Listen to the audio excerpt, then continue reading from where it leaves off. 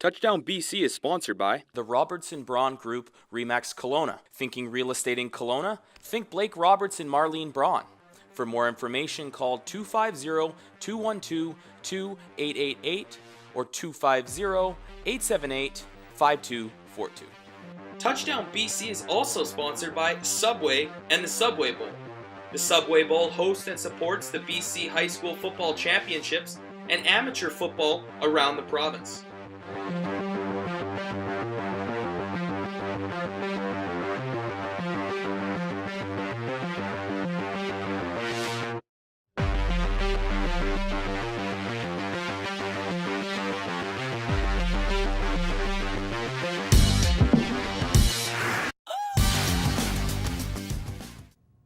Welcome to Touchdown BC. I'm Adam Kordick. With me is my co-host Ty Clark. Ty, nothing goes better with some turkey than some football. You're absolutely right, Adam. While we were sitting down at the table stuffing our faces, these guys are running around. Tons of action going on. The BCFC High School Community. UBC had the week off, but a big matchup this week. Yeah, and also I'll be talking to Dino Geremia for High School Football Report. Ty will be talking to Jim Mullin about UBC, and we'll also have the semifinal playoff preview in the BCFC. Time to get into the action. Time now for the Subway High School Report. Week 3 of the regular season for the Eastern and Western Conference in AAA. BC High School football is in the books, and with it, some dark horses have started to emerge from the shadows. The Pacific Conference has also kicked off their conference season, and there certainly was no shortage of exciting games. Eastern Conference game, Terry Fox hosting Mount Bougere. First cue, Fox gets on the board first. Matt Schuin takes the rock from 30 yards out. His O-line opens up a massive hole, and Schuin would do the rest for the rushing major. Ravens up 8-0. Mount Bougere would respond. QB Taylor Knoll looking deep to big number 84, Steven Johnson, and Johnson reaches over the defender for an unreal catch still in the first. Fox hands it off to Jeremy Kankalongo, and Kankalongo is off to the races. Great job by defender Chris Smith to tackle Kankalongo at the 2. The Ravens would score to go up 15-6. The Bears would keep up though. Knoll finds Landon Wark for the score. Bears only down 3. Bougere gets the ball back and looks to pull ahead. Knoll rolls out looking for a target, but it is deflected right into the hands of Jude Hussein for the INT. Couple plays later, it's who else? Kankalongo calling his own number. Looks like he's going to be brought down early, but makes 1 miss, 2 miss, 3, 4 miss, and Kankalongo just keeps trucking along. Gets away from a couple more before getting taken down in the red zone after a huge run. Next play, Kankalongo finishes off the drive in the end zone in style for his second TD of the game. Terry Fox leads 22-12 at the half. In the second half, the Terry Fox Ravens pull away. Matt Schuin takes the handoff, cuts outside, gets away from one tackler, and it's a foot race after that in which Schuin wins. It's a touchdown. Terry Fox now leads 29-12. Terry Fox would add another couple touchdowns, including a couple more touchdowns from Kankalongo. He would finish with over 350 yards rushing and 5 touchdowns as the Terry Fox Ravens beat the Mount Bougere Bears 57-20. Let's take a look now at the rest of the scores from the AAA Eastern Conference. Lord Tweedsmuir and Centennial both moved to 3-0 with their wins, and WJ Mowat beats Kelowna 20-0. Now let's take a look at the standings through 3 games.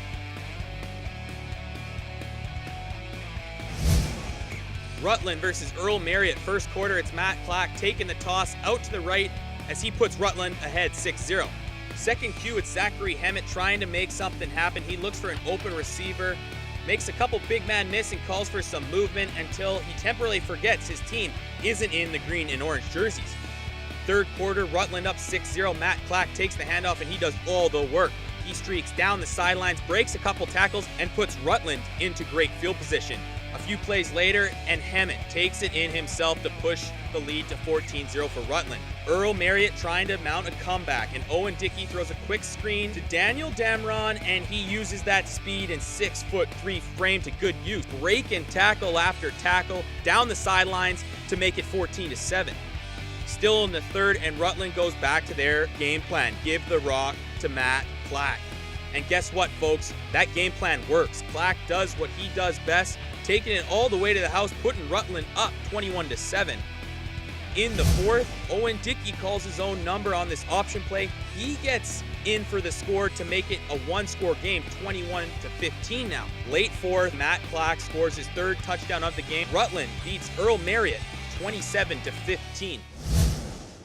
Abbotsford taking on West Van. Abbey already up 7-0, and this would further the Panther cause with a crucial punt block in the first quarter. Very next play, and the Panthers run the ball in to further their score to 13-0. It was that easy. West Van looking to get back into this ball game. Benjamin Corbett throws a dart, but look at that interception by the Abbotsford defender. Panthers getting it done on both sides of the ball. A few plays after that interception, it's grade 9 Ethan Anderson delivering a BB for Abbotsford. Panthers up 19-0 still in the first quarter. Anderson in the shotgun, and he hands it off to Samuel Uko. And look at Uko go. Uko burns the West Van defense down the left sidelines in a blaze of speed. This was one of his 4 touchdowns on the day. To the second quarter we go. Marquardt in motion, and he'd take that single coverage for a ride. A slightly underthrown ball. Tanner makes a nice adjustment for his second touchdown of the day. Still in the second, Reese Morrison hauls in the bomb to make it 40-0. Abbotsford would go on to win this one, 55-0 over West Van. Rutland and Abbotsford, with their wins, are tied for first place through one game in the Pacific Conference. Now let's take a look at the AAA Western Conference scores from this past weekend. Notre Dame continues to roll in conference play with a win over South Delta. Vancouver College beats Carson Graham, and Mount Douglas gets the W over Belmont. To the West standings we go. Notre Dame and Mount Douglas are undefeated in conference play, but that could change this weekend with the 2 first-place teams going head-to-head on Friday. There was no change in the TDBC top 5, but there might be next week, with New West taking on Vancouver College this Friday night at Mercer Stadium. Here is a look at the scores from the AA Eastern Conference this past weekend. Holy Cross beats Salmon Arm, Argyle defeats Langley, and GW Graham shuts out Robert Bateman. Now here's a look at the standings through 1 week of conference play. The scores from the Western Conference look like this. Hugh Boyd, Bolanis, and Sequim all get wins. Now here's a look at the standings through 3 weeks. Hugh Boyd and Sequim remain undefeated in conference play. AA Okanagan Conference scores. C. Fulton beats West Side, and South Cam takes care of Valley View. Now here's a look at the standings through 1 week of conference play. Last but not least, here are the scores from the AA Northern Conference. Dutchess Park and PGSS both get wins. The standings look like so. Through 3 weeks of conference play, Dutchess Park on top with a record of 3-0. The BC High School Game of the Week is a AA Eastern Conference matchup between the Holy Cross Crusaders and the GW Graham Grizzlies. That game is this Friday night at Exhibition Stadium, kickoff at 7:30. That game will be streamed live at sportscanada.tv. Time now for the BC Football Report with Dino Geremia. Dino, let's get right into the action. In the Eastern Conference, we saw 3 teams move to 3-0 in conference play. Lord Tweedsmuir beats Mission, Terry Fox beat Mount Boucherie, and Centennial, in what you could call an upset, takes on and beats STM. Let's start with the Lord Tweedsmuir beating Mission. I know a player that you've had in Team BC, Joel Klassen, rushed for 3 touchdowns and 120 yards. Just tell us about how good of an athlete he is. Well, actually, he's been playing with Team BC. He was a defensive back, so very athletic. He's really worked in the off-season, improving his game every year. So it's so nice to see him doing well, and along with Best in the backfield there at Lord Tweedsmuir, they're going to be a force all year. And now to Terry Fox beating Mount Boucherie 57-20. We were both at that game. Yep. And Jeremy Kankalongo cementing himself, obviously, as what we've been saying, one of the best players in high school football. 350 yards rushing and 5 touchdowns. Yeah, I mean, he was impressive, but I got to take my hats off to Mount Boucherie. As you know, it was really tight going into half, and Mount Boucherie had an opportunity to go ahead in the first half there on the 1 yard line when it was 15-12. And unfortunately for them, they couldn't pull away with it. And then in the second half, Ken Kalongo is one of those guys that he just keeps coming. He's strong, and as the game goes on, Terry Fox with that big offensive line, they're just wearing on you. And it looked like that late in the game. We see that other game, Centennial beating STM. Centennial looking like they're for real, going to 3-0, beating some good teams. Obviously, they still have to play Terry Fox and Lord Tweedsmuir, but proving that they're not ones to take lightly.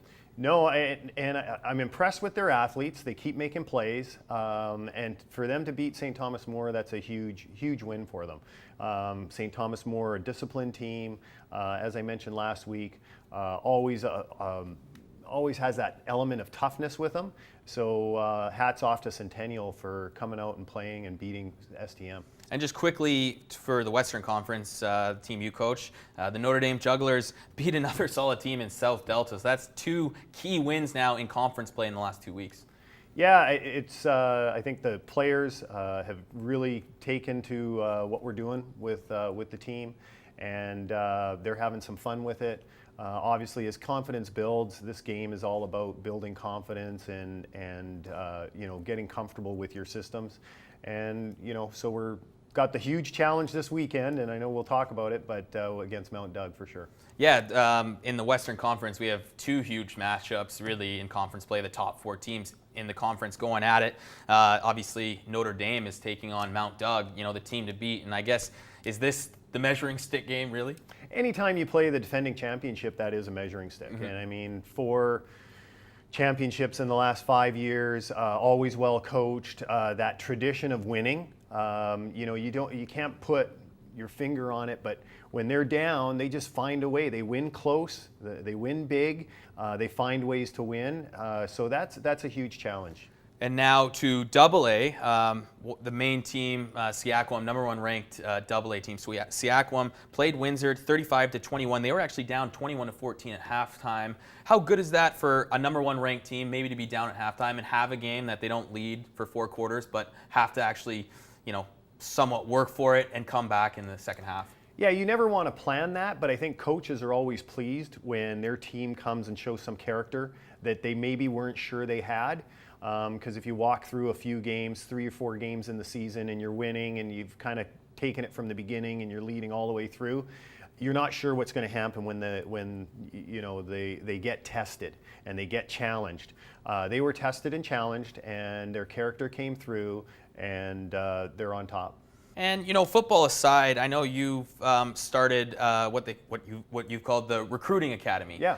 Which is a place where students can go and maybe not athletically, but also academically, to find the right fit for them going to a different college.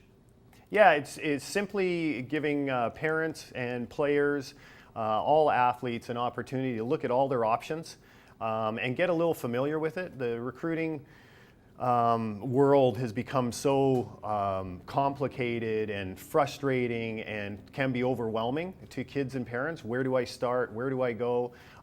So just taken from the background that I had at university in recruiting, just putting a plan together for players and parents so that they can not be overwhelmed and kind of look at it and say, hey, what do I want? And look at a lot of the opportunities that they have. And where could people get more information on the Recruiting Academy? We're on Facebook right now and www.recruitingacademy.org. Well, thanks, Dino. It's been great talking to you. We'll catch up with Dino again next week, and we got a lot more stuff going on in the pipeline. I know you got a trip coming up that we'll get to that in the next couple of weeks. But thanks, Dino. Yeah. And that is the BC High School Report with Dino Geremia. The UBC Thunderbirds spent their week cannibalizing a common foe, the North American turkey. What they should be doing now, perhaps, is to look for a common vet, not to neuter a dog, but to put down a pack of rabid huskies. It has been a season of ups and downs for the UBC Thunderbirds, who sit at 3-2 through 5 games. Due to his incredible rookie debut last year, bringing the Thunderbirds a national championship, all eyes have been on Michael O'Connor this season. While he has been widely credited with being in a sophomore slump of sorts, I would argue O'Connor is actually having a better season than last year. After 5 games this season, he has accrued a whopping 1,395 passing yards, which is surprisingly 106 less yards than last season, but his touchdown to interception ratio is up 13-5 instead of 9-3. Considering the Thunderbirds' running game has been virtually non-existent, the feat is all the more impressive. Another player worthy of mention is Travell Pinto. Deemed as a return specialist last season, he's exploded on offense and is routinely getting snaps defensively in the secondary as well. In his last 4 games, Pinto has carried UBC with 4 touchdowns on offense and 2 interceptions on defense. Defensively, what we can say is that the Thunderbirds are improving. Loaded with seniors last season, there are many new faces on the defensive side of the ball. The D has made quite a few picks and forced fumbles thus far, but will have to play better down the stretch, no questions asked. Welcome to the UBC Report. Joining me in studio this week is Mr. Jim Mullin, who joins us after his 3rd turkey dinner. 3rd. I've had 3, and I'm going to have another one tonight, apparently. Well, let's start things So off. don't put me to sleep. No guarantees. Let's start things off, Jim. We're past the halfway point. The Birds are sitting at 3-2. Tough schedule down the stretch. How do they fare the rest of the season? Well, I think the biggest game of the Canada West season for all the teams is, in terms of playoffs, is the game coming up with UBC and Saskatchewan and Saskatoon. And Saskatoon has been a difficult place for the UBC Thunderbirds to win football games. They managed to win there last year. I believe Kyle Siemens in that game put up 529 yards passing against UBC, and they still found a way to win the game. One of the reasons they did find a way to win the game was Marcus Davis, who had another outstanding. He likes to play there. Problem is, he's got a knee injury, and he's probably, I'd say about 90% not likely to play in this game, so that's a huge minus for them going in there. And quite frankly, Saskatoon, you have to play against some calls when you step on that field at Griffith Stadium. They'll have a charged up crowd. Saskatchewan on a bit of a losing streak, especially after losing the wheat belt against the Regina Rams in front of 16,500 people. So for the Saskatchewan Huskies, it might be unfair to say that this is their season, because they'll still have a couple of opportunities down the stretch as they go into Calgary and then face Alberta. But this is a highly important game for them as well. Yeah, I mean, touching on the point that you said, that UBC's work has been cut out for them, especially against the Huskies. I believe they're 1-7 in their last 8 games. So what is UBC going to have to do to win this game? I think the key for the UBC Thunderbirds is to try to light up the Saskatchewan secondary. That's the weakest link on their defense. They're not tremendously speedy back there. They can hit. They can be physical, but the Regina Rams 2 weeks ago once again really exploited a defensive scheme in the secondary, which was predictable, quite frankly. Saskatchewan gets a lot of push up front with a guy by the name of Donovan Dale, and people at UBC will remember him. He was a 2-time All-Canadian with the Thunderbirds, transferred over to Saskatchewan last year. So they're very strong in the defensive front, and they can get a lot of push. I would say, running hitch screen passes, little dump off passes, trying to get open field, trying to exploit what's going on in the Saskatchewan secondary is probably pretty key for them.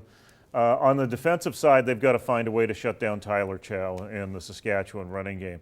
As long as the Saskatchewan Huskies can stick to the running game when it's working for them, because over the last couple of games they've had a tendency to establish it and then go away from it for some reason. If Chow can manufacture 165 plus, then the Thunderbirds might have a whole lot of problems on their hands. Jim, at this point I'd like to ask you what your opinion is on, since we're past halfway through the season, what is your grade that you give to special teams, offense, and defense? The offense right now I would give a C. I don't think they've lived up to what they were billed as coming into this year. I think more was expected out of the offensive line. That unit's starting to come together. As I mentioned about the running game, it was nice to finally see something be established as it was in the game against Manitoba. I think there's some sophomore blues for Michael O'Connor. I think at times he hasn't either looked assertive or confident out there. You don't really know the true story until you have an opportunity to sit down with coaches and watch game film. From what I could tell with the receiving core, there were a number of pass routes that were either broken off or not finished, which can make a quarterback look not all that good in some situations. And the receivers, which were billed by Blake Nill going into this year as the best set of receivers he's ever worked with, haven't necessarily lived up to their billing. So I'd have to give them a C on offense. Special teams are always solid with UBC, but there have been some hiccups along the way earlier this year.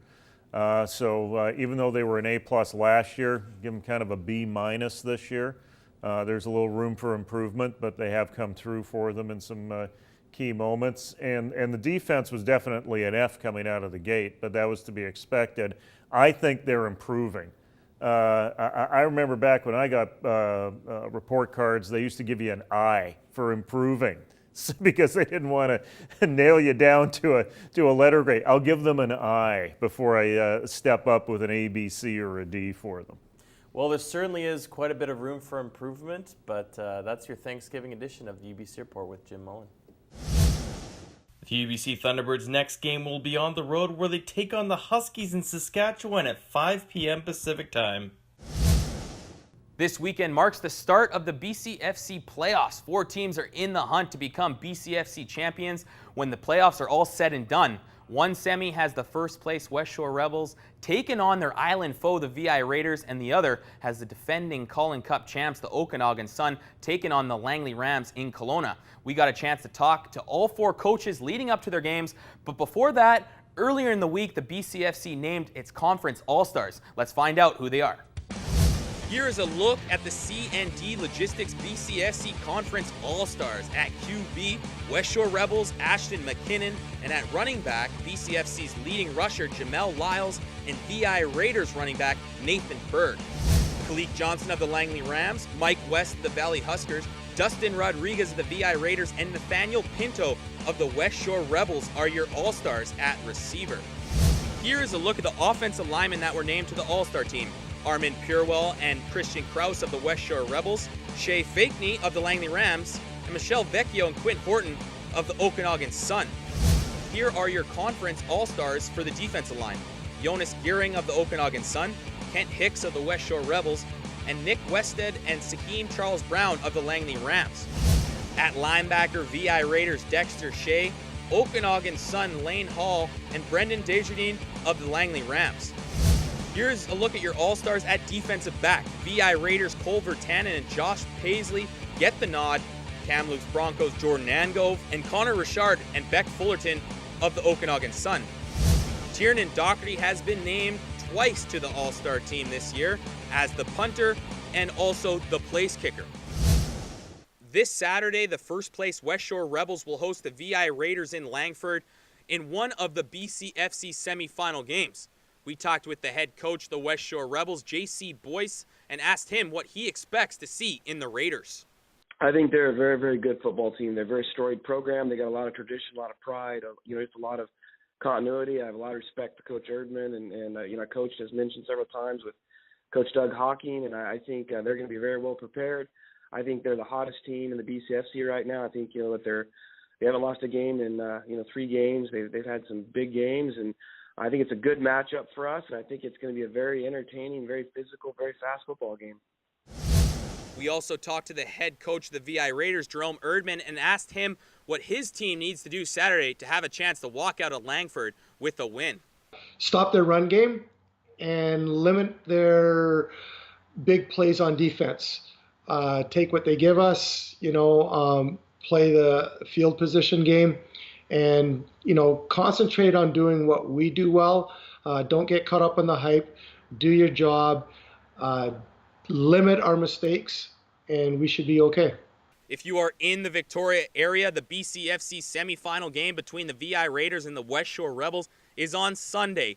Kickoff at 7 p.m. at West Hills Stadium.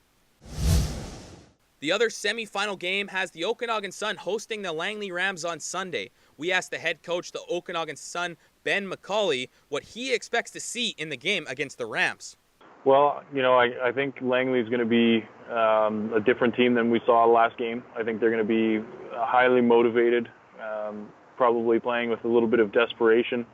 I think they're not too happy with the way their regular season ended with a couple of losses. So, I really think they've got a chip on their shoulder, which makes for a dangerous team. So, we're really going to be fundamentally sound and confident again in our own game in order to keep them at bay. We also talked with the head coach of the Langley Rams, Kerry Joseph, and asked him about what his offense needs to do to be successful against the Okanagan defense. We just have to execute every play. I mean, we have the talent, we have the scheme, we got to trust it. Guys have to just do their job every play. You got to take what they're giving. They're a bend but don't break defense. I mean, you have to be patient and you have to take what they're giving, and you got to be able to score in the red zone. So that's our focus this week. If you are in the Kelowna area, the BCFC semifinal between the Langley Rams and the Okanagan Sun is on Sunday. Kickoff at 1 p.m. at the Apple Bowl. Another week of community football is in the books, and if you think a bowl full of turkey and mashed potatoes drizzled with some nice gravy is going to slow anyone down, it's going to be me. But for these kids, no chance. Junior Bantam Friday Night Lights, Abby White versus Giants Red. Opening cue, and their Giants run the reverse. Big Joshua Baird from the slot position takes the ball and scoots out left, and this guy's got some wheels on him. He turns on the jets and he's off to the races, putting all those white jerseys in the rear view mirror. But Abbotsford White would be right back, this time with number 21 of their own, Hayden Vermeulen, with some beautiful midfield jukes. He steps in for the score, making it look oh so easy. Next cue, Abby White with it again. It's Vermeulen getting the rock once again, and after what looks like a simple cut past the line of scrimmage, he would pump those legs to create separation, and there's no way anyone on planet Earth would catch this speedster as he takes it seemingly end-to-end to put the Falcons on top. Abby White taking it to the ground once again, this time, however, giving it to big Patrick McIntosh, who certainly has the side and the speed. Abby White starting to run away with this one. Giants ball now when it's a QB sneak. DJ Stevens takes the direct snap outright, somehow gets through traffic for a big gain. Giants still looking to pick away, and it's another reverse to Joshua Baird, and Baird looks like he's running the other way to escape a blitz, and this would only make things worse. Abby White win 34-6. Now let's check out the scores from the other games in Junior Bantam. And now here's a glimpse at the scoreboard from Midget this past weekend. Here's how the standings look in Midget. And now a glimpse of the scores from Bantam. After those results, here's how the Bantam standings are broken down. And without further ado, the scores from Pee Wee Ball. That does it for Touchdown BC. Next week, we'll recap the game between UBC and Saskatchewan. Obviously a must-win for both teams. Can't wait for that. Also, we got some community in high school. Yeah, you know what, Adam? Last year you didn't fare so well in our Alma Mater Bowl, so hopefully you have better luck this year. I think I did. I think you were the one wearing the helmet, not myself. Well, that does it for this week's episode. We'll see you next week. Touchdown BC is sponsored by the Robertson Braun Group, Remax Kelowna. Thinking real estate in Kelowna? Think Blake Roberts and Marlene Braun. For more information, call 250-212-2888 or 250-878-5242.